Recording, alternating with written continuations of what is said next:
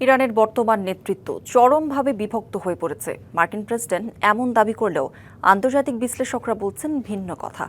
শীর্ষ নেতা Ayatollah Ali Khamenei সহ সামরিক কর্তাদের হারানোর পরও অস্তিত্ব রক্ষার এই যুদ্ধে ইরানি নেতারা এখন আগের যে কোনো সময়ের চেয়ে অনেক বেশি ঐক্যবদ্ধ।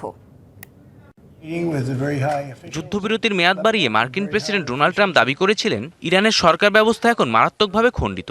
পাকিস্তানের দ্বিতীয় দফার আলোচনায় ইরানি প্রতিনিধি দলের অনুপস্থিতিকে ইরানের অভ্যন্তরীণ কোন্দল হিসেবে আখ্যা দিচ্ছে ওয়াশিংটন। তবে বিশ্লেষকরা মনে করেন বাস্তবতা সম্পূর্ণ ভিন্ন। কুইন্সি ইনস্টিটিউটের ট্রাইসি পার্সি এবং জর্জটাউন ইউনিভার্সিটির অধ্যাপক মেহরাত কামরাবার মতো বিশেষজ্ঞরা বলছেন, মার্কিন অবরোধ প্রত্যাহার ছাড়া আলোচনায় না বসার সিদ্ধান্তে ইরানের নেতারা এখন অনেক বেশি একাট্টা। যুক্তরাষ্ট্র ও ইসরায়েলের হামলায় আয়াতুল্লাহ আলী খামেনি সহ শীর্ষ নেতারা নিহত হওয়ার পর দেশটির শাসন ব্যবস্থা জটিল হয়েছে। নতুন শীর্ষ নেতা মুস্তফা খামেনি লোকচক্ষুর আড়ালে থাকায় স্পিকার মোহাম্মদ বাঘের গালিবাফ এখন একটি বড় দায়িত্ব পালন করছেন। তার নেতৃত্বে সব রাজনৈতিক দল এক ছাতার নিচে এসে যুদ্ধকালীন পরিস্থিতি মোকাবেলা করছে।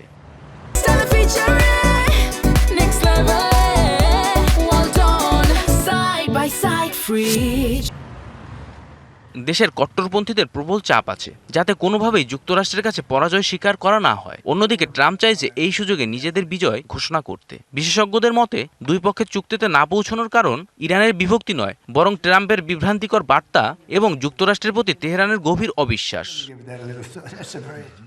বিশ্লেষকরা মনে করেন অস্তিত্ব রক্ষার এই সংকটে নিজেদের রাজনৈতিক বিভেদ ভুলে একটি সামরিক ছাতার নিচে ঐক্যবদ্ধ ইরান এই যুদ্ধকালীন কাঠামোই এখন নির্ধারণ করবে দেশটির ভবিষ্যৎ।